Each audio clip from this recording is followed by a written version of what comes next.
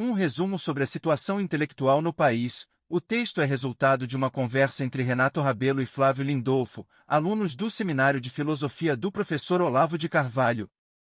1. A situação do intelectual no Brasil não é ruim, só a do intelectual da, aspas, direita. Qualquer vertente cultural voltada a dar poder à esquerda é abundantemente prestigiada, financiada e sacralizada. Há, inclusive, vários trabalhos de esquerdistas que são importantes para a ciência no Brasil, claro, quando filtrados os exageros, fraudes, interesses, etc. Leia-se cultura como toda atividade que tenha como cerne principal a alma e a mente. 2. É difícil definir a nova massa que apareceu batendo recordes mundiais nas manifestações de 2013 em diante. É difícil conter sua identidade em uma palavra, como reacionário, direitista, bolsonarista, miliciano, conservador, protestante, católico, antipetista, anticomunista, anti-esquerdista, etc. 3. A política é vampiresca e viciante, faz com que as pessoas sacrifiquem tudo por um ativismo que só pode gerar benefícios extremamente limitados. É o pior custo-benefício de todas as ações possíveis.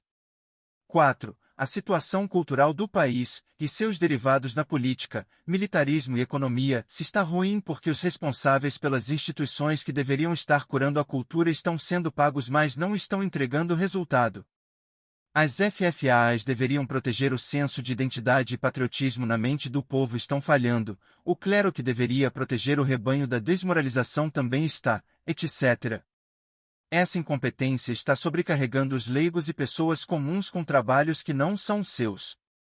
5. Um dos trabalhos importantes ainda não realizados é o reconhecimento definitivo de que estamos em um regime de exceção.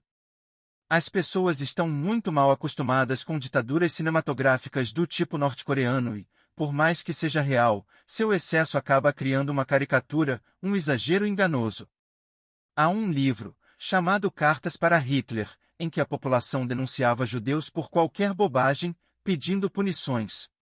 A pandemia de Covid provou que nossa cultura não está muito longe daquela que formou a Alemanha nazi. Crimes de cumplicidade por associações sem nexo, como ser vizinho de um opositor criminoso, também já estão acontecendo.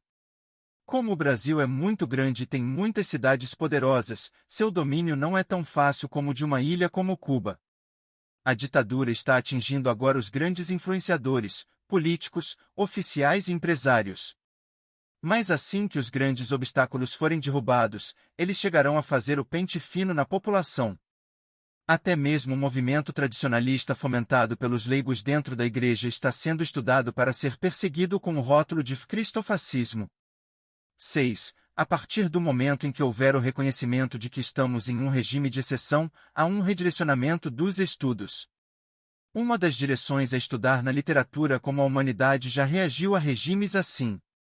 Alguns desertavam ou fugiam do país, continuam suas atividades escondidos, isoladamente ou em grupos, mas escondidos, ou chegavam até mesmo a participar do governo sem curvar seu caráter, como os amigos do profeta Daniel. Outra das direções é voltar-se para o interior, como bem dizia Olavo, para libertar-se da tirania coletiva exterior.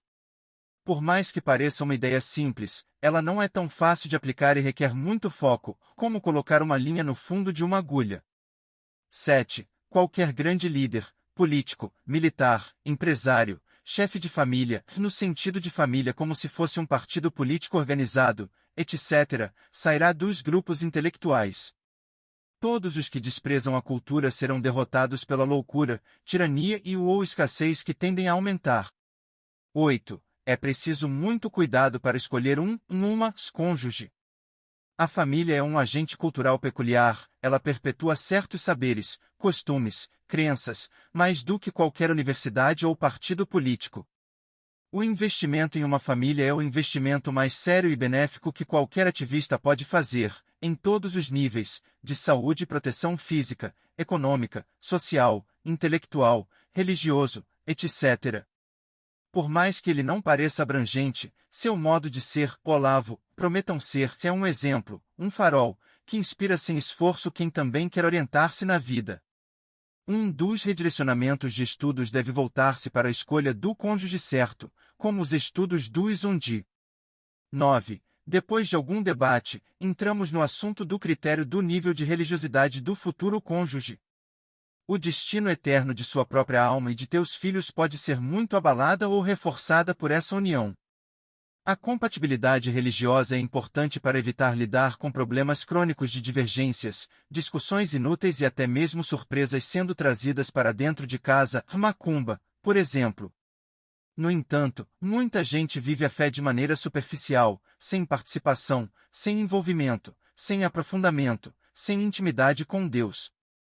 Sua religião não é uma religião, é só um amuleto inerte no censo demográfico, que não alcança seus pensamentos, suas emoções, sua essência.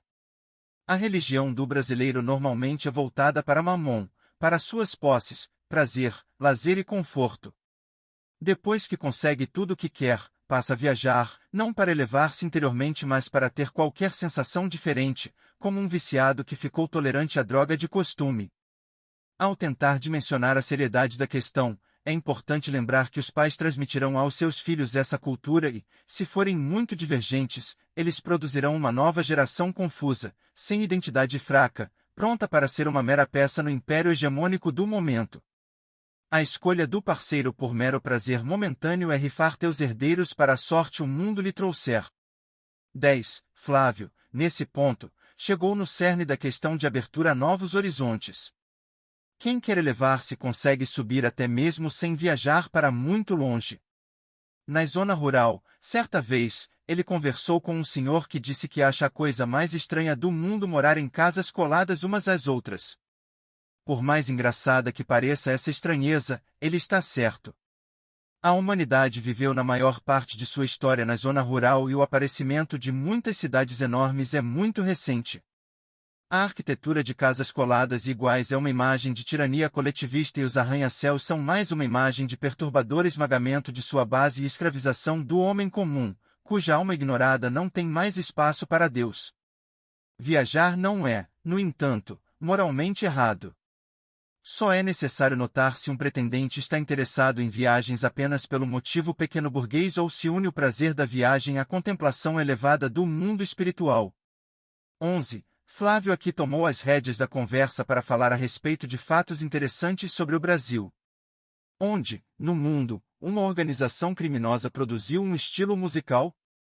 Só no Brasil. Os cangaceiros produziram o chachado. A Batalha dos Guararapes foi heróica ao extremo, com uma força amadora vencendo uma força de elite. As primeiras guerras mundiais foram entre as colônias marítimas da União Ibérica que nos civilizou. Os portugueses são um povo aventureiro que não tem medo algum de começar a viver em um novo território sem garantia nenhuma. Etc, etc. Ele é quem conhece esses detalhes a fundo. 12. Conta paga, Uber chamado. Despedimo-nos com a promessa de que a conversa poderia continuar remotamente. Porém, digo por mim, o encontro presencial de intelectuais é muito mais produtivo, completo e vivo do que qualquer conversa digital. É uma verdadeira terapia para quem está sempre nadando sozinho contra a maré. Esse tipo de reunião é uma prática que vale a pena ser perpetuada pelos pensadores que estavam no meio das massas em 2013. Não esqueçam de anotar e resumir a conversa, como eu estou fazendo aqui.